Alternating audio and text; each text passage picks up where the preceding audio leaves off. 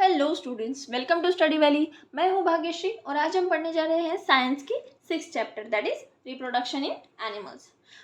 Actually मैंने ये चीज़ observe की है बहुत सारे वीडियोस में।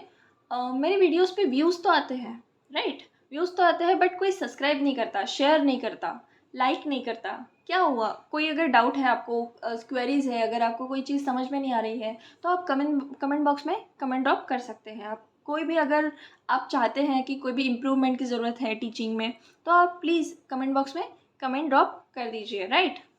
तो चलो हम आज का वीडियो शुरू करते हैं, आज की क्लास शुरू करते हैं। इसके पहले हमने मेल रिप्रोडक्टिव पार्ट देखा है, फीमेल रिप्रोडक्टिव पार्ट देखा है, फर्टिलाइजेशन क्या होता है ये देखा है, फ्यूजन कैसे होता है ये भी देखा है, ठीक है? तो अगर आपने 6 चैप्टर की लेक्चर 1 फर्स्ट पार्ट अगर नहीं देखा है तो प्लीज़ आप पहले उसको देख लीजिए ताकि आपको ये जो हम आगे पढ़ने जा रहे हैं वो आपको सही से समझ में आ जाए, ठीक है?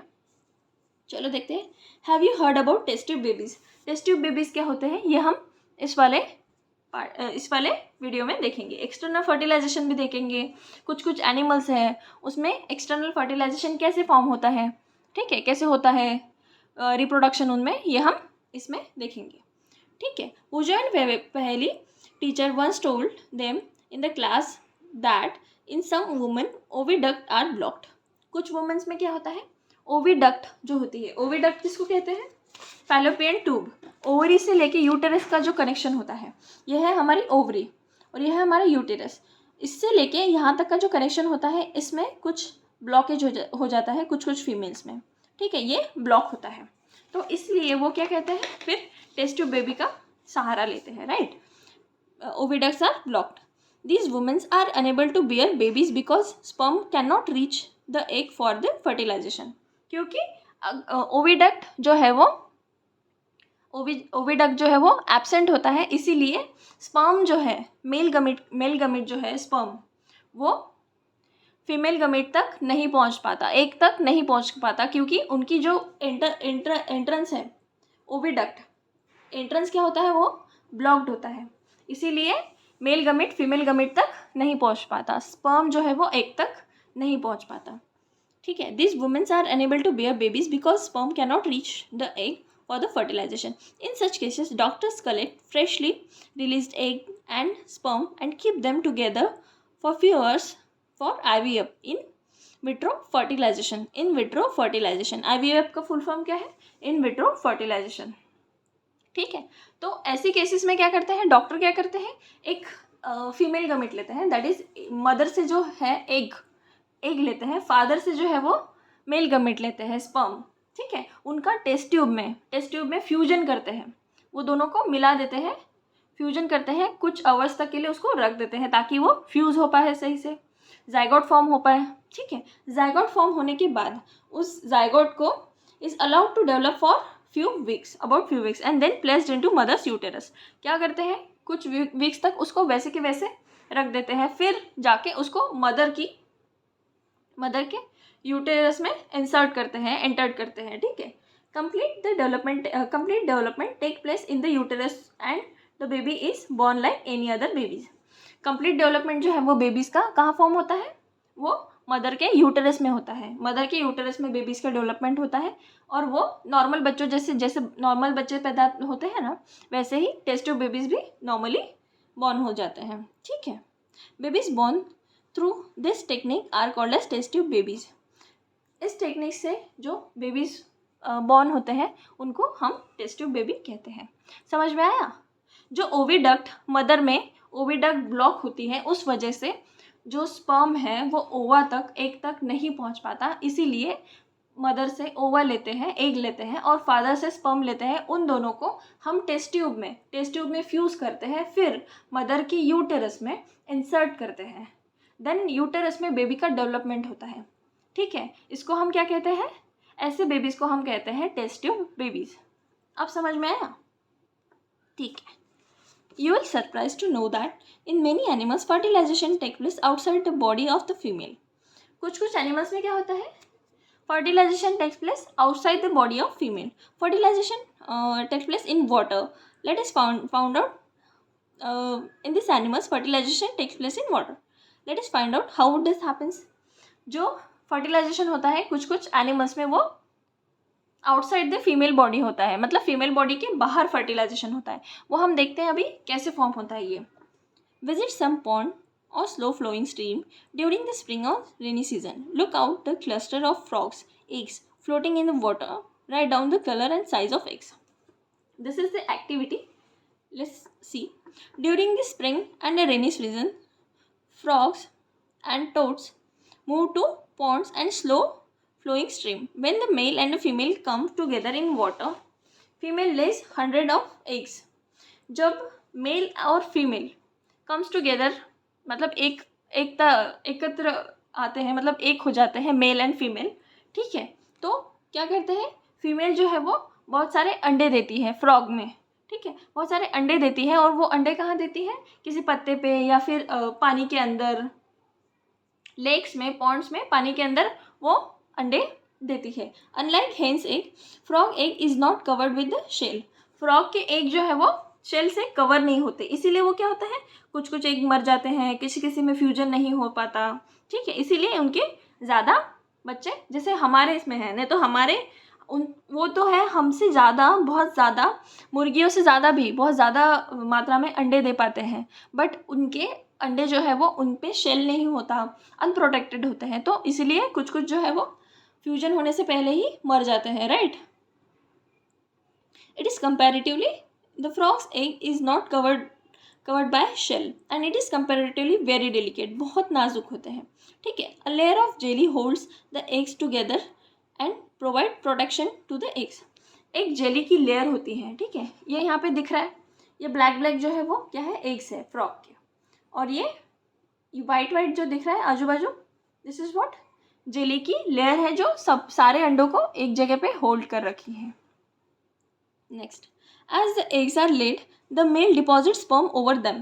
जैसे लेग्स जो एग्स जो है वो ले करते हैं यहाँ पे, तो मेल आता है, मेल फ्रॉग, वो अपना स्पर्म जो है वो इसमें डिपॉजिट कर जाता है, वो अपना स्पर्म जो है वो इस पे डिपॉजिट कर जाता है, ठीक है। इस sperm swims randomly in water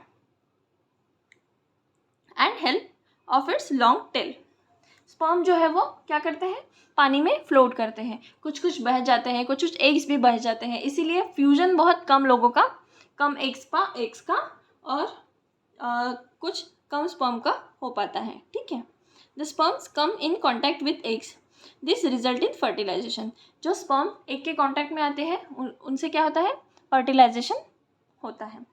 This type of fertilization in which fusion of the male and female gamete takes place outside the body of female is called as external fertilization. जिसमें male gamete और female गमेट का fusion जो है, fertilisation जो है वो female body के outside होता है, मतलब फ्रॉग फीमेल फ्रॉग है, ठीक है, अब मेल गमेट है और फीमेल गमेट है, दोनों क्या किए, उन्होंने बाहर छोड़ दिए, एग भी बाहर थे, स्पर्म भी बाहर थे, और दोनों का फ्यूजन कहाँ हुआ, बाहर ही हुआ। That is what we called external fertilization. Okay, it is very common in aquatic animals such as fish, starfish. ये जो है वो कहाँ common है, aquatic animals में common है, very common, ठीक है। Though these animals lay 100 of eggs, release millions of sperm, all the eggs did not get fertilized, developed into new individual. ये animals जो है वो कितने तो भी हंड्रेड्स ऑफ एग्स रहते हैं, ठीक है, मिलियंस ऑफ स्पर्म्स रहते हैं, बट सारे के सारे इंडिविजुअल में नहीं हो पाते, सारे इंडिविजुअल में कन्वर्ट नहीं हो पाते, फर्टिलाइज नहीं हो पाते। बेटर है ना, क्योंकि अगर वो हो पाते तो उनका नंबर्स, उनकी संख्या कितनी ज़्यादा होती, ठीक है, into new individual. This is because the eggs of sperm get exposed to the water movement, wind and rainfall. ये क्या होते हैं, बहुत डेलिकेट होते हैं, बहुत नाजुक होते हैं, तो ये विंड और वाटर से क्या होता है, कुछ कुछ बह जाते हैं, कुछ कुछ डेड हो जाते हैं, कुछ कुछ फूट जाते हैं, तो that would be useless. Also there are other animals in the pond which may feed on eggs. कुछ कुछ एनिमल्स जो है पॉन्ड्स में वो क्या करते हैं, एग्स को क्या है, खा जाते हैं, right. And sperm is necessary to ensure fertilization of at least few of them. Sperm, अब कुछ में उनमें स्पर्म जाना भी बहुत ज़रूरी है, राइट, फर्टिलाइजेशन के लिए, तो कुछ में तो भी एटलीस्ट स्पर्म उनका चला जाता है, फ्यूजन हो जाता है, ओके। अब देखेंगे हम डेवलपमेंट ऑफ एम्ब्रियो। एम्ब्रियो का डेवलपमेंट कैसे होता है।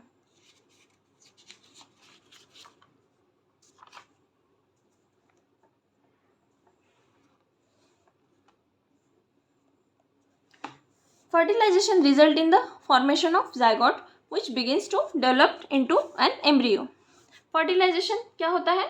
Result in development of embryo, मतलब zygote होता है। fertilization से क्या होता है? zygote form होता है which begins to develop into an embryo. The zygote divided repeatedly to the give rise to balls cell. इसमें क्या होता है? सेल्स जो है वो ह्यूमन बॉडी में जो सेल्स जो है वो बढ़ते जाते हैं, ठीक है। फिर उसमें क्या हाथ निकलते हैं, पैर निकलते हैं, फिर फेस जो है वो फेस डेवलप होता है, आईज, नोज, ईयर्स, ये सारे जो है वो डेवलप्ड होते हैं। ओके, जो पहले फ्यूजन से क्या होता है? ज़ायगोट फॉर्म होता है। ज़ायगोट के बाद उसको which begins to develop into an embryo, embryo में वो डेवलप्ड होना शुरू होता है। Zygote divides repeatedly to give rise to the balls of cell, जो सेल्स है उसके वो सेल्स बढ़ते जाते हैं, ठीक है। This cells then begin to form groups that developed into different tissues cells. पहले सेल्स डिवाइड होते हैं, बहुत सारे सेल्स फॉर्म होते हैं, फिर टिश्यूज बनते हैं, फिर टिश्यूज से ऑर्गन ऑफ द बॉडी, मतलब ह्यूमन बॉडी के जो ऑर्गन्स हैं वो बनने लगते हैं। This development structure is termed as embryo. जो ये डेवलपमेंट है, ये स्ट्रक्चर है जो ज़ायगोट से डेवलप होके बनता है, उसे क्या कहते हैं? हम एम्ब्रियो कहते हैं। The embryo gets embedded in the wall of uterus. Embryo कहाँ होता है? एम्बेडेड होता है वॉल ऑफ यूटेरस में। यूटेरस में ये बंधा हुआ होता है, right. For the further development, मतलब ये फर्दर डेवलपमेंट के लिए कहाँ आता है? यूटेरस में, ठीक है। चलो हम फिगर की हेल्प से समझते हैं कि कैसे होता है फॉर्मेशन, ठीक है। ये है डेवलपिंग एम्ब्रियो, ठीक है। चलो देखते हैं ये क्या है? ओव्यूलेशन। ओके, ओव्यूलेशन हुआ, यहाँ पे एक था, एक जो है वो ओव्यूलेशन के थ्रू यहाँ पे आया, ठीक है। फिर यहाँ पे स्पर्म आया थ्रू यूटेरस, स्पर्म ने एंटर किया यूटेरस के थ्रू, फिर ओविडक्ट के थ्रू वो आता है ओवरी तक, फिर यहाँ पे आया, यहाँ पे हुआ फ्यूजन ओवरी में, ठीक है। फिर क्या फॉर्म हुआ? ज़ायगोट फिर छोटा जब होता है, फिर ज़ायगोट ट्रैवल करके यहाँ से सेल में, फिर पहले एक सेल था, ठीक है। पहले एक तो 2 न्यूक्लियस होते हैं, एक मेल का एक फीमेल का, 2 न्यूक्लियस फ्यूज होके बनता है ज़ायगोट। ये है ज़ायगोट, ये एक सेल बनता है, फिर एक सेल से वो अगेन डिवाइड हो जाता है 2 सेल्स में, फिर 4 में, फिर 8 में, फिर 16 में, ऐसे डिवाइड होते होते वो सेल्स उसके बढ़ते जाते हैं, फिर यहाँ तक आता है यूटेरस तक, राइट। फिर यूटेरस में स्टिक हो जाता है एक जगह। ओके, देखिए ये सेल गिवन है, ये बड़ा हुआ, बहुत सारे इसमें सेल्स हैं। This is development of embryo. Okay, तो यहाँ पे क्या है? ये सेल्स यूटेरस की वॉल में आके स्टिक हो गया। ओके, तो यहाँ पे इसका क्या होगा? डेवलपमेंट होगा। Uterus, this is uterus wall. Okay, तो ये डेवलपमेंट ऑफ एम्ब्रियो होता है। इसमें क्या होता है? बहुत सारे सेल्स होते हैं, बहुत सारे सेल्स रिपीटेडली जो है वो डिवाइड होते जाते हैं, उनका नंबर जो है वो बढ़ते जाता है। फिर नंबर्स ग्रो होने के बाद सेल्स का है फॉर्मेशन टिश्यू में होता है। फिर टिश्यू जो है वो क्या फॉर्म करती है? ऑर्गन फॉर्म करती है। The embryo continues to develop in the uterus. It gradually develops the body parts such as hands, legs, head, eyes, ears. मैंने अभी बताया the stage of the embryo in which all the body parts can be identified is called as fetus. Embryo के बाद पहले क्या stage क्या है? Zygote. उसके बाद क्या है? एम्ब्रियो। उसके बाद क्या है? जब उसके हैंड्स, मतलब सारे ऑर्गन्स हैं, हैंड्स है, लेग्स है, ईयर है, आइज़ है, नोज़ है, सारे जो ऑर्गन्स हैं जब कम्प्लीटली डेवलप हो जाते हैं उसको क्या कहते हैं? हम फीटस कहते हैं, ठीक है। जब सारे ऑर्गन्स डेवलप्ड हो जाते हैं उसको हम फीटस कहते हैं। The mother gives birth to the baby. Internal fertilization takes place in the, ये है यूटेरस वॉल है, और this is what? Baby, foetus कहते हैं इसको, फीटस इन यूटेरस, ठीक है। Internal fertilization takes place in hens also. Hens में भी इंटरनल फर्टिलाइजेशन होता है। Okay, but do hens give birth to the babies like human? Human babies and cows. Hens में क्या होता है, वो अंडे देती है, ठीक है, मुर्गी क्या है, अंडे देती है। Soon after fertilization the zygote divides repeatedly and travels down to the oviduct. ये हमने अभी देखा, जाइगोट क्या है, डेवलप्ड होता है repeatedly and it travels down to the oviduct. Many protective layers are form around it. बहुत सारी प्रोटेक्टिव लेयर्स जो है वो जाइगोट के अराउंड फॉर्म हो जाती है, बन जाती है बहुत सारी प्रोटेक्टिव लेयर्स, ठीक है। The hard shell that you see in hens is the egg. जो हार्ड शेल होता है, जो सफ़ेद सफ़ेद पार्ट होता है ऊपर का, उसको क्या कहते हैं हम, that is protective shell that you see in hens, उसको क्या कहते हैं हम, प्रोटेक्टिव शेल कहते हैं। After the hard shell is form around the developing embryo hen finally lays egg. उसके बाद क्या करती है, मुर्गी अंडे देती है। The embryo takes about 3 weeks to develop into chicken. Embryo क्या है उनका, एम्ब्रियो चिकन में चिक्स में डेवलप होने के लिए कितने वीक्स लेता है, ऑलमोस्ट 3 weeks लेता है। You must have seen the hen sitting on the eggs to provide sufficient warmth. मतलब उसको क्या है, एम्ब्रियो में डेवलप होने के लिए एग्स को मुर्गियाँ जो है वो उस पर बैठती है अंडों पे, ताकि वो उनको गर्मी दे पाए, वार्मथ, उनको जो ज़रूरी टेम्परेचर होता है वो ज़रूरी टेम्परेचर उनको प्रोवाइड कर पाए, इसीलिए मुर्गियाँ अपने अंडों पे बैठती हैं ताकि उसमें एम्ब्रियो का डेवलपमेंट हो पाए। Did you know that development of chicks takes place inside the eggshell during this period after the chicks is completely developed it burst open the eggshell। जब completely developed हो जाता है, जब चिक्स जो है वो completely developed हो जाता है, वो क्या करता है, अपनी चोंच से वो जो हार्ड वाली लेयर रहती है शेल को, उसको तोड़ देता है, ठीक है। इन animals which undergo external fertilization development of an embryo takes place outside the female body। Development क्या होता है, एम्ब्रियो का takes place outside the female body. The embryos continues to grow within their egg covering. Embryo क्या होता है, continuously growth होते रहता है हेंस में within their white shell, white protective layer. After the embryos develop the eggs hatch. You must have seen numerous tadpoles swimming in the ponds and stream. हमने बहुत सारे टैडपोल्स देखे होंगे, छोटे छोटे क्या कहते हैं उनको, फ्रॉक के बच्चों को क्या कहते हैं, यंग वंस को क्या कहते हैं, टैडपोल्स कहते हैं, ठीक है। अब देखते हैं विविपोरस एंड यूविपोरस एनिमल्स किसे कहते हैं, ठीक है। अब ये हम विविपोरस एंड यूविपोरस नेक्स्ट पार्ट में देखेंगे, तो ये वीडियो बहुत बड़ा हो जाएगा, ठीक है। सो प्लीज़ अगर अपने वीडियो को लाइक नहीं किया है तो प्लीज़ वीडियो को लाइक कर दीजिए। अब चैनल को सब्सक्राइब नहीं किया है तो प्लीज़ प्लीज़ प्लीज़ चैनल को सब्सक्राइब कर दीजिए, अपने फ्रेंड्स के साथ शेयर करिए, ठीक है। Please like share and subscribe and thank you for watching. Please take care.